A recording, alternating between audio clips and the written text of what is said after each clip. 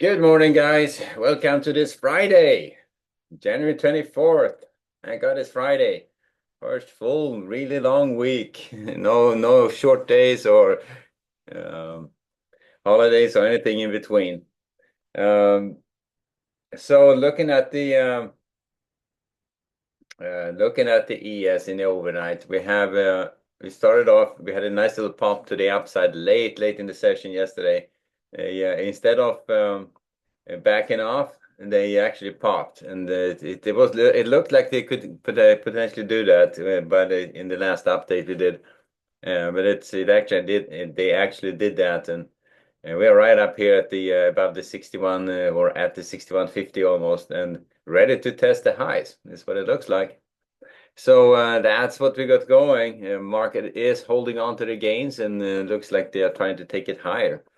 Now we have a little bit of news this morning. At 9:45, we get PMI composite. 10 o'clock, we get existing home sale and consumer sentiment. They could potentially move the market. So 9:45 and 10, that's about it for today in terms of news. And I would just stay on the long side of the market today. Yesterday, I was a little bit concerned. I couldn't quite make it happen. And I was concerned about they potentially pulling back down. But that reverse retest in the overnight, it held at the 6100s, and we never got any selling. So let's hope they can hold on to this going into today and the weekend. So starting off from the long side, looking to buy weakness, 6140s, 6120s, 6110s, 6100s for rotations back up.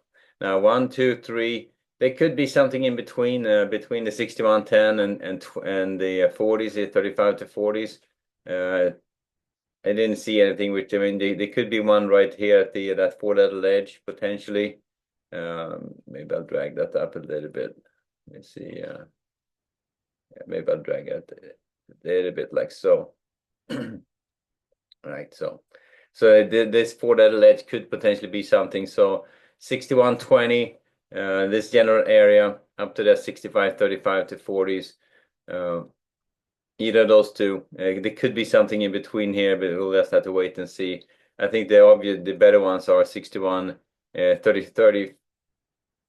I'll say it's 35 instead of 40. So it's 35. So 6135s, the 6120s, 6110s, 6100s for rotations back up. So those are the ones we're looking to buy against and looking for buying opportunities. And if you start taking this higher from the get-go, we don't get a lot of weakness. Not much to lean against on the short side. So we get right up here at the highs. You could get shorts at the 61 40 47s, 55s, up to the 60 65s. There's not a lot of volume up here, so I would take all those with a big grain of salt. You can certainly run through those pretty easily. However, we are up at the very highs, so you may see a slow churn going on up here as people defend it and they trade it back and forth. Doesn't mean that they have a very clear edge anywhere, but as the day session forms, we're probably going to see an edge emerge we can lean against, maybe even more. But on the way up, looking for shorts against the 47s, the 55s, the 60 to 62s here with a lot of caution. These are not very well defined at this point. On the way down, we have a lot better. On the way down, looking to buy weakness, we have a lot better data to lean against. The support area at the 35s, the 20s, and the 10s, definitely well defined. The 6100s, yes, I would look at 6100 as one level below the obvious. If they start trading below the 10s, I would start thinking about taking off the bias and the long bias. If they back off that far in early weakness, I think there's a little bit more selling going on than you would like to see. So the last one to look at is 6100, and I'm going to consider that one level below the obvious, and then below that one, hey, I think we're heading lower at that point. So we'll see how the market is going to feel about the news and this Friday. But so far, I mean, it feels very much like the market is in a pretty good mood, and I'm not seeing that surprise selling kicking in. Not yet, at least. You never know. So yes, watch the support areas, and we're gonna change our bias if the 6110 comes out. That's when we start thinking about taking it. That's when we take off the long bias. Below 6100s is um, oh oh shit, we're heading lower at that point. So that's kind of the way I'm looking at it. And 6100, and yes, it's in the bigger picture, that just takes out this edge right here, this bigger edge. And at that point, we open up, right? We can run it all the way down to 6040 to 45 at that point without too much hassle. So it's a pretty good edge of support, the 6100. Pretty key that that thing holds. So that's why if that one comes out, they're going to be a little bit more concerned about the short side. All right, so that's how we get started on the ES. Let's see if they can hold on to their gains from yesterday and maybe extend. Looking at the bonds and the Nasdaq, so the bond market is not necessarily creating any problems right now. They're kind of settling in around the 113 level, and at this point, where's my bond chart? At this point, you can see on my capital flow chart, we're just kind of backing off a little bit into the lower edges here. So not necessarily anything crazy or trading right smack in the middle of this range. Now, I had that split here before, and I folded it together because at this point, they've been trading around that edge too much for it to be really that important anymore. They kind of you take out the as you trade across an edge, you kind of blur it a bit. So at this point, I mean, the small attractors you can see pretty clearly is the 112s, the 111s on the downside. And if they start taking out the 110 24s and start heading below that, that is a big cause of concern. It starts trading up above the 150, 114, 16 to 115s. At that point, they start taking out this upper edge and the yields starts coming down in a significant way. That's I think that's going to just keep the market going pretty good. So starting off range bound on the bonds, looking to sell strength 113, 113.08, and 113.15, 16. Looking to buy weakness 12.25. That's kind of where we're trading now. 12.18, 16 to 18, and the 12.10s for rotations back up. That gives us a decent range to trade in. And as you can see, the market has been very much range bound. A little bit of movement in the overnight or early on in the session, and pretty much range bound after that. So range bound trading on the bonds right now to get started. Nasdaq, that's the one which potentially could move us. It's a lot of tech stocks, a lot of interest in the tech market in the various areas, both the and then these minor modular nuclear plants, in the quantum computing stocks, in the semiconductors, everything is kind of starting to churn and move pretty good. So watching that upper edge 22-100s. Yesterday's trading was a little bit muted in the kind of holding day there. At this point, starting from the long side of the market still, as long as they hold above that 21,800, I think they're in a spot where they potentially can trade higher. And as we see, nothing goes straight up or straight down. It's always a bunch of churning back and forth as the market rotates positions in and out. But I'm looking to buy weakness. So 21,970, 930, 850 to 60s for rotations back up. I think below the 850, 60s, the last level down is 21,780s and or 800s really is where it's at. And if that one holds, I think we are in this pretty good spot to trade higher, but that's going to be the last one. So this edge right there, and slide this up as a tad like this. So this is your 21,800 edge right here, right? So this is your 21,800. If that level comes out, I think we are in trouble at that point.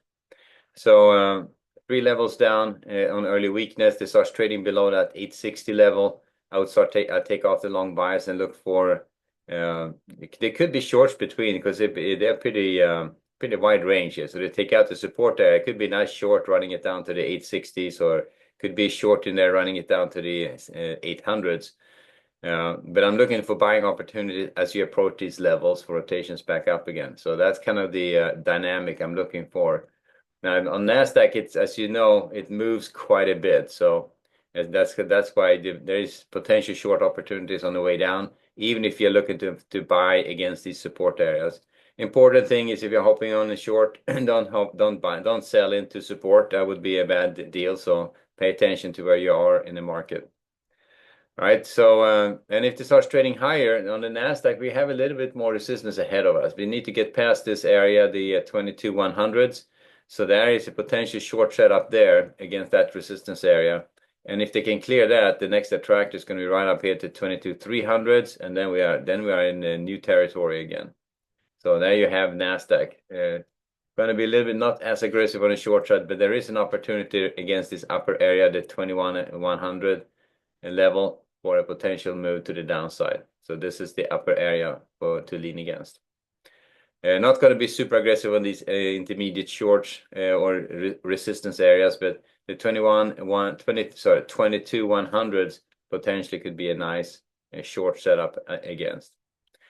All right, so that's the Nasdaq. Both is the Nasdaq starting off from the long side of the market, looking to buy weakness. Given the structure, we are moving higher. Finally, oil and gold. Okay, let's start with oil real quick. Oil is slowly drifting back up again a little bit here, reverse retesting 75.20s. If that holds, could be a nice reverse retest short setting up right now in this area. So watch for that, and if that develops, could be have a nice move to the downside. So if they take out the 75.20s, go back range bound, take off that short bias, go back range bound, and start thinking about the more of a range bound market, maybe even retracing a bit, adjusting an edge right here on the fly here. There you go. There we go. So looking for shorts against that 75.20. If they take that out, I'm taking off my short bias, going back range bound, and looking to trade the day more as a range day that starts developing. But you can see here, I mean, we are slowly starting to grind lower now. It's not surprising that they would start doing that, but it's definitely moving lower. They're down here against that 74 edge for a bit, reverse retesting that area. Chances are it's going to hold. Maybe they'll run it a level higher just to fake you out, but I'm going back range bound if to take out that 75.20s. And but if it holds and they start trading lower, I'm going to stay on the short side. If they trade higher, I'm going to stay range bound, just assuming it's going to trade back and forth. Hasn't been any crazy directional day yet on oil, but you know, as the news starts coming in, as people start changing their behaviors and the production starts kicking back up, and the whole thing changes, the prices are going to come down significantly. All right, finally, gold. Look at that, extending. They are heading up to almost highs here. So look at gold. We are rolling on the 29th, so we have a few more days before we roll to the next expiration. But you can see here that's moved to the downside. They ran it down to the 27.50, and now they actually shot straight back up again. Took out resistance at the 75s, and at that point, there you're back on the long side. And now we had a reverse retest in the overnight at 75, and now they're heading higher. So I would stay on the long side. It looks like we're heading up to 2,800, maybe higher. So new highs on gold is what it looks like. Can't quite explain why that's happening, if that's a flight to safety or something else. Or I mean, it's hard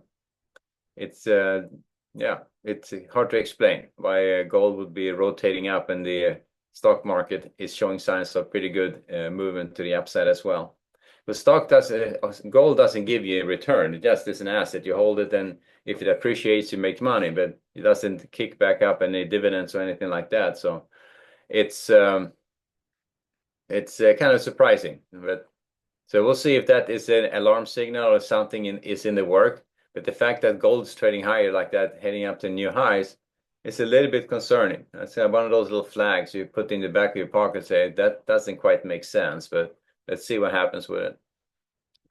You never know. When something comes out, you start to realize, that's probably what was driving it. But it could be people scared about the changes happening in the world based on what the new administration is doing.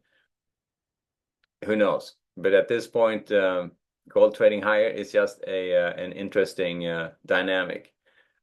Before it was the BRICS nations which was driving this higher, so they're buying gold to support the new currency union. Could still be the case. So we'll have to just wait and see why this is going on. But that in the back pocket, that's kind of hard to make sense out of, that gold would trade higher in this kind of environment. But we will see. All right, so back to the, but I would trade it from the long side still. And you trade what you see, not what you think. So and since we don't know quite what's driving it, there's something driving it. Is to stay on the long side at this point and see how far they can take it. All right. Back to the ES, and so far that's pretty much where we left it. So let's see how if this day can hold on to the gains. Hopefully we don't get any start of any sell-off or anything like that. But you know, as I said early on, there's a lot of cross currents going on out there right now. So you never know when something spooks the market. So at this point, though, it doesn't look it. So I'm just going to stay on the long side until I see them take out some key support areas. Then we'll shift our bias and our trading. Alrighty, so we'll leave it there. I'm gonna wrap it there. Good trading, and I'll see you back at 11:30 for the next update. So no news at 8:30, but at 9:45 and 10 we have news. Alrighty, guys. See you later.